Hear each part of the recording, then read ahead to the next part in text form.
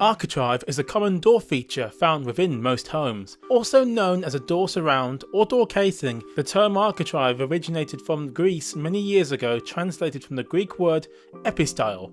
The Greeks used the epistyle as an architectural moulding found at the top of the two columns, connecting them together with elaborate designs. The type of architrave chosen will help to add your own personal touch to the visual appearance of the room.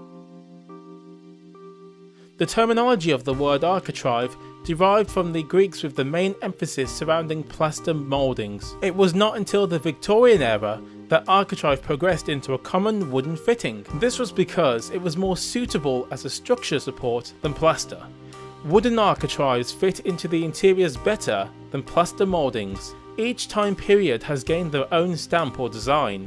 This includes the Elizabethan, Victorian and Edwardian styles, to name a few. We now utilise architrave around door frames, rectangular openings and in some cases, windows. But why? Architrave can really set a room apart from the rest of the house. With the amount of designs and styles now becoming readily available over the years, there is so much choice and endless possibilities to achieve the look that best suits you and your family's personality and style.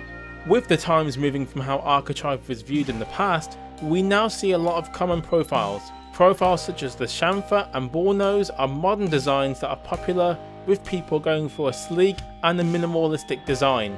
This is not to say that the profiles with more curves are not popular. However, maintaining the cleanliness of lesser design boards is much easier than detailed profiles. And that concludes our video. Hopefully you found it useful and insightful, and until next time we will see you in our next video.